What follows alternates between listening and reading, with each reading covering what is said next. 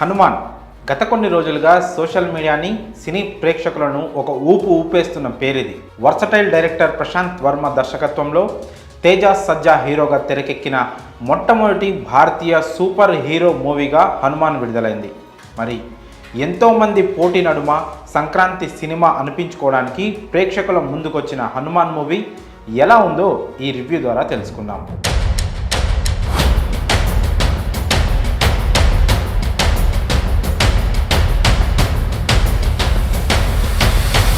ముందుగా కథ విషయానికి వస్తే సముద్ర తీర ప్రాంతంలో ఉండే అంజనాద్రి అనే ఒక చిన్న పల్లెటూరు. ఆ ఊరిలో అల్లరి చిల్లరిగా తిరుగుతూ చిన్న చిన్న దొంగతనాలు చేసే దొంగ హనుమంతు, అతనిని ప్రాణంగా చూసుకునే అక్క అంజమ్మ, హీరో ప్రాణంగా ప్రేమించే అమ్మాయి మీనాక్షి. అత్యంత బలహీనుడైన హనుమంతు మీనాక్షి ప్రాణాలు కాపాడడానికి ప్రయత్నించి ప్రాణాల మీదకి తెచ్చుకుంటాడు. ఆ ప్రమాదంలోనే హనుమంతుకి ఆ హనుమాన్ శక్తులు సిద్ధిస్తాయి. చిన్ననాటి నుండి సూపర్ హీరో అవ్వాలని తహతహలాడే మైఖేల్ ఈ విషయం తెలుసుకొని అంజనాద్రి గ్రామంలోకి ఎంటర్ అవుతాడు. అసలు హనుమంతుకి ఆ ప్రమాదంలో హనుమాన్ శక్తులు ఎలా వచ్చాయి, అతని వెనుక ఉండి నడిపించిన శక్తి ఏంటి, ఆ సూపర్ హీరో పవర్స్ కోసం ప్రయత్నించిన మైఖేల్ ఏమయ్యాడు, అసలు శ్రీరామచంద్రమూర్తికి ఆ హనుమంతుడిచ్చిన మాట ఏమిటి అన్నదే మిగిలిన కథ.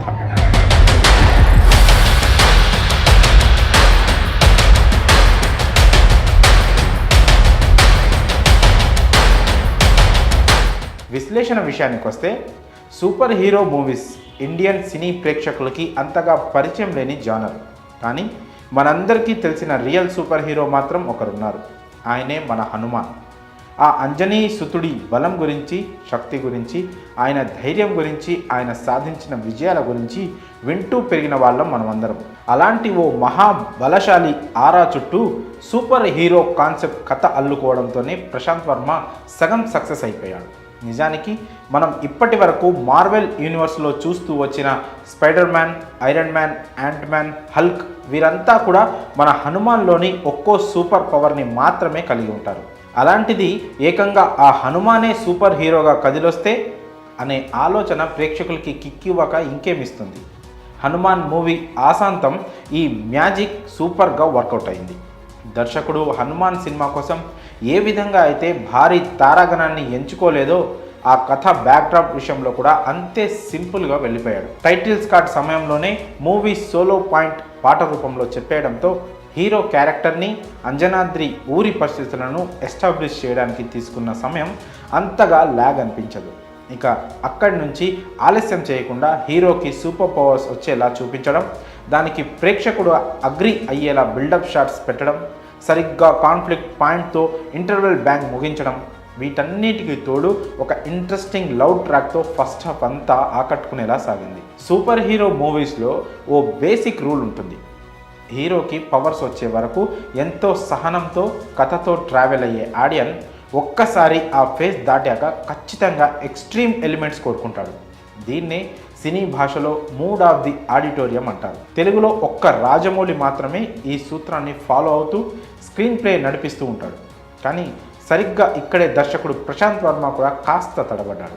హనుమంతుకి పవర్స్ వచ్చాక ఆ పవర్ ఎక్కడి నుంచి వస్తుందో మైకేల్కి అర్థమయ్యాక కూడా కథ వేగం అందుకోదు. పైగా ఆ సమయంలో అక్కడక్కడ వచ్చిపోయే లవ్ సీన్స్ ఇంకాస్త భారంగా మారాయి. దీంతో ఆ 20 నిమిషాల్లో హనుమాన్ ట్రాక్ తప్పిందా అన్న అనుమానం కలుగుతుంది. కానీ ఎప్పుడైతే సముద్రఘని క్యారెక్టర్ రివీల్ అవుతుందో అక్కడి నుంచి హనుమాన్ అంచనాలు అందుకోలేని స్థాయికి వెళ్ళిపోతాయి. ఇంత హైప్ ఇచ్చిన ప్రీ క్లైమాక్స్కి తగ్గట్టే క్లైమాక్స్ మనసు తనువు పులకించిపోయే రేంజ్లో ఉండడంతో హనుమాన్ సక్సెస్ ట్రాక్ ఎక్కేసింది. నటీనటుల పనితీరు విషయానికి వస్తే హనుమంతు పాత్రలో తేజ సజ్జా ప్రాణం పెట్టేశాడు. ఇతన్నేనా మనం ఇన్నాళ్ళు చైల్డ్ ఆర్టిస్ట్గా చిన్న హీరోగా చూసింది అని ఆశ్చర్యపోయే రీతిలో తేజ మెప్పించాడు. ఒక్క ముక్కలో చెప్పాలంటే హనుమంతు పాత్రలో పరకాయ ప్రవేశం చేసేశాడు. ఇక అంజమ్మ పాత్రలో వరలక్ష్మి శరత్ కుమార్ మెరుపులు మెరిపించింది. అమృత అయ్యర్ క్యారెక్టర్కి కథతో ప్రమేయం లేకున్నా తనకు దొరికిన స్క్రీన్ స్పేస్ బాగానే వాడుకుంది. ఇక గెటప్ సీను, సత్య, వెన్నెల కిషోర్ వంటి వారు హనుమాన్ మూవీకి బాగా ప్లస్ అయ్యారు.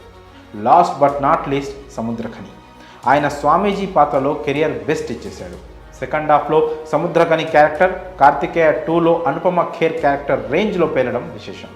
ఇక టెక్నికల్ విభాగం పనితీరు గురించి ఖచ్చితంగా మాట్లాడుకోవాల్సిందే. హనుమాన్ మూవీ కథపరంగా ఎంత సాలిడ్గా ఉందో టెక్నికల్గా టీం వర్క్ అంతే బాగా సెట్ అయ్యింది. ఈ విషయంలో ముందుగా చెప్పుకోవాల్సింది సీజీ వర్క్ గురించే. మూవీలో ఎక్కడైతే హనుమాన్ రిఫరెన్స్ ఉందో ఆ షాట్స్ అన్నిట్లో బెస్ట్ సీజీ వర్క్ కనిపించింది. ఇదే హనుమాన్ సక్సెస్కి పెద్ద ఎసెట్ అయ్యింది. ఇక Dasarathi Sivendra camera work unmatchable. గతంలో ప్రశాంత్ వర్మ తెరకెక్కించిన కల్కి మూవీకి ఏనే సినిమాటోగ్రాఫర్. దీంతో ప్రశాంత్ వర్మ విజన్ని అందుకోవడంలో దాశరథి శివేంద్ర సూపర్ సక్సెస్ అయ్యారు. ఇక ఈ చిత్రానికి అనుదీప్ దేవ్, గౌరీ హరి, కృష్ణ సౌరభ్ మ్యూజిక్ అందించారు. సాంగ్స్ ఓకే అనిపించుకోగా బీజిఎం మాత్రం సినిమాకి ప్రాణం పోసేసింది. ఇక దర్శకుడిగా ప్రశాంత్ వర్మ స్థాయి హనుమాన్తో ఆకాశమంత పెరిగిందని చెప్పుకోవడానికి ఎలాంటి సంకోచం అవసరం లేదు. Last but not least producer Niranjan Reddy గట్స్ని మెచ్చుకోవాలి. ఓ మంచి ఐడియా కోసం ఇంత బలంగా నిలబడి ఇంతమందిని ముందుకు నడిపించడం అంటే మాటలు కాదు. Hats off once again. ఇక సినిమా బలాల విషయానికి వస్తే తేజ సజ్జా, సముద్ర ఖనీల నటన ప్రధాన బలం అని చెప్పుకోవచ్చు. అలానే Prashanth Varma direction, technical work, climax సినిమాని అలా నిలబెట్టేశాయి. అయితే సెకండ్ హాఫ్ స్టార్టింగ్లో కాస్త ల్యాగ్ అనిపిస్తుంది. సాంగ్స్ సినిమాకి కాస్త మైనస్ అని చెప్పాలి. ఇవి తప్పితే సినిమా మాత్రం ఎక్స్ట్రీమ్గా ఉంటుంది. నిజం చెప్తున్నా, ఈ సినిమా చూస్తే 100% ఒక మంచి సినిమా చూసామన్న